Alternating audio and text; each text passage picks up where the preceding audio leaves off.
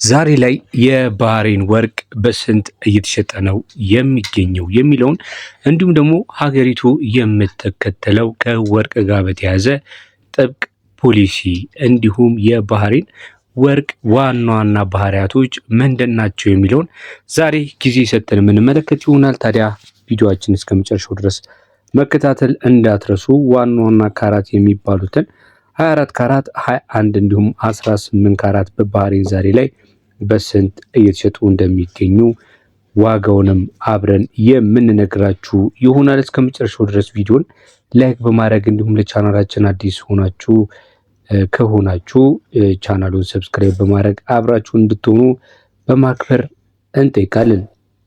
መጀመሪያ የምንነሳው የባህሬን ወርቅ ምን አይነት ዋና ዋና ባህሪያቶች አሉት የሚለውን ከሱ ጀምረን እንመለከታለን። የባህሬን ወርቅ በገበያ ላይ በጣም ተፈላጊ እንዲሆን ያደረጉት ወይም ደግሞ ልዩ ያደረጉት የተወሰኑ ባህሪያቶች አሉት። ከነዛ መካከል ጥራትና ንጽህና የመጀመሪያው ነው። ሌላው ደግሞ መልኩ ነው። ትንሽ ደምቅ ያለና ቢጫ ቀለም ያለው የወርቅ አይነት ነው የባህሬን ወርቅ። በዚህና በሌላ ምክንያት ዋናው ምክንያት ደግሞ ጥበብ የተሞላበት ዲዛይን መሆኑ እጅግ በጣም ልዩ ያደርገዋል ማለት ነው። ጥራትና ንጽህናን ካነሳን ዘንዳ የባህሬን ወርቅ እጅግ በጣም ንጹህ ወርቅ እንደሆነ በዓለም አቀፍ ደረጃ ይታወቃል። በተለይ 21 ካራቱ ወርቅ የሀገሪቱ መለያ ተደርጎ ነው የሚወሰደው። ይህ ወርቅ 87.5 ንጹህ ወርቅ ነው። ቀሪው 12.5 ደግሞ ሌሎች ማዕድናት እንደ መዳብ፣ ብር ተቀላቅለውበት ለጌጣጌጥ ጥንካሬ እንዲኖረው በማድረግ ይሸጣሉ ማለት ነው። ሌላው ባህሪው ምንድነው ለየት የሚያደርገው ካላችሁ ደግሞ ደማቅ ቢጫ ቀለም አለው። ከሌሎች ሀገራት ወርቅ በተለየ መልኩ የባህሬን ወርቅ ደማቅና ሳቢ የሆነ ቢጫ ቀለም አለው።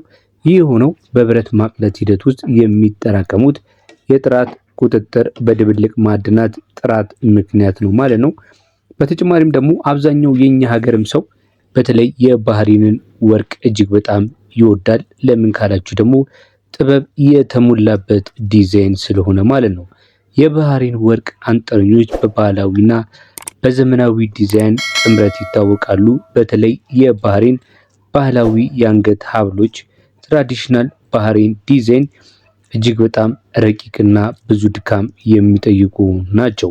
ቀጥሎ የምንመለከተው ደግሞ የወርቅ አይነቶቹንና የጥራት ደረጃዎችን ነው። በባህሬን ገበያ ውስጥ በብዛት የሚገኙት የወርቅ አይነቶች ምን አይነት ናቸው ካላችሁ የ24 ካራት እንዲሁም የ21 ካራት እንዲሁም የ18 ካራት በዋናነት ይገኛሉ። 24 ካራት እንደምታውቁት ከሆነ ለኢንቨስትመንት ወርቅ እንዲሁም ለወርቅ ባር፣ ለጎልድ ባር እጅግ በጣም ተመራጭ ነው። ለጌጣጌጥ ደግሞ 22 ካራት እና 21 ካራት ተመራጭ ነው። 21 ካራት ለየት የሚያደርገው ለባህላዊና ለተለመዱ ጌጣጌጦች በብዛትም የሚሸጥ የወርቅ አይነት ነው ማለት ነው።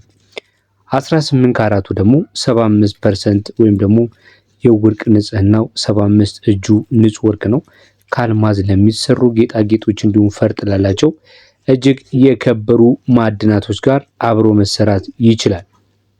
ቀጥሎ የምንመለከተው እንግዲህ ዋጋውን ከመንገሪ በፊት የባህሬን የወርቅ ፖሊሲና ቁጥጥር ምን ይመስላል የሚለው እንመለከታለን።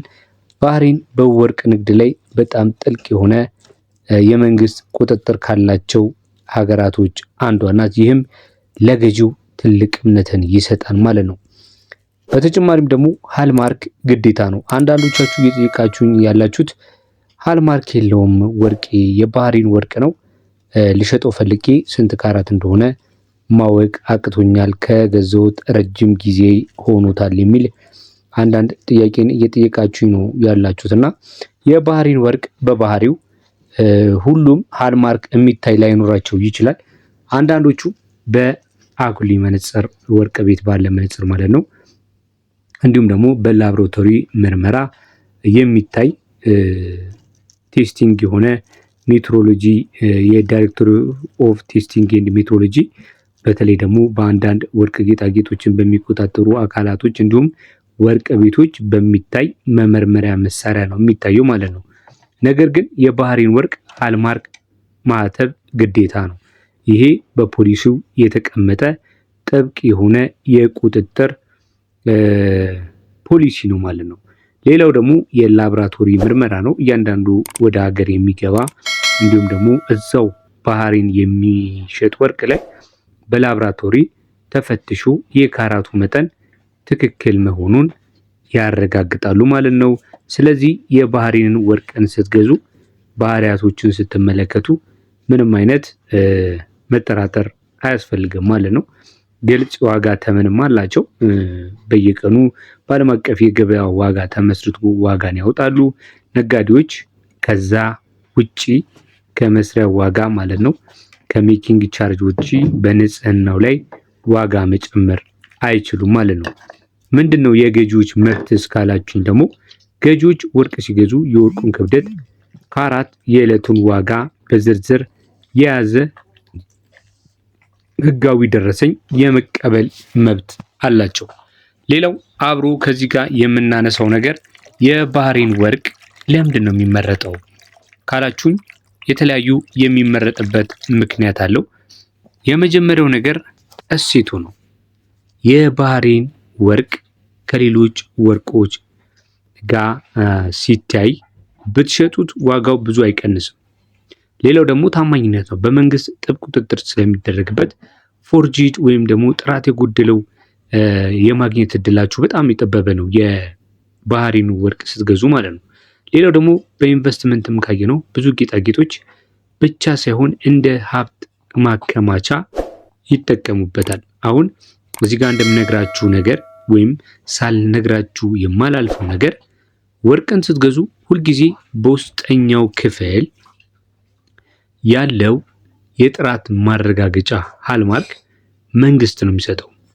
ያንን ማረጋገጥና ወቅታዊውን የዓለም የወርቅ ዋጋን በትክክል ማወቅ ለመወሰን እጅግ በጣም ይረዳችኋል። ለምን እንደነገርኳችሁ የባህሬን የወርቅ ዋጋ ከዓለም አቀፉ የወርቅ ዋጋ ጋር አብሮ ስለሚሄድ ማለት ነው።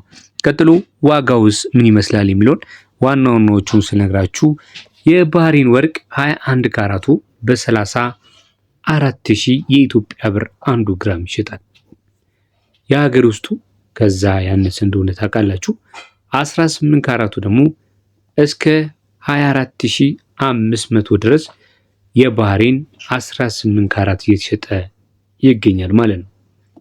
እንግዲህ አሁን ያለው ወቅታዊ ዋጋ በ24 እና በ21 እና በ18 ነው። 24ን ከፈለጋችሁ ደግሞ እስከ 35,000 የኢትዮጵያ ብር ድረስ በመሸጥ ላይ ይገኛል በጥሬው ማለት ነው። እንግዲህ ይህንን ያህል ካልኳችሁ ስለ ባህሬን ወርቅ በነገው ዕለት እንዲሁ ደግሞ አጠቃላይ የዱባይን የሳውዲን እንዲሁም ሌሎች ሀገራቶችን ጨምረን የወርቅ ዕለታዊ መረጃን ይዘንላችሁ እንቀርባለን። ዛሬ ለምሽት ያዝኩላችሁ መረጃ ይህን ይመስል ነበር። በያላችሁበት መልካም ጊዜ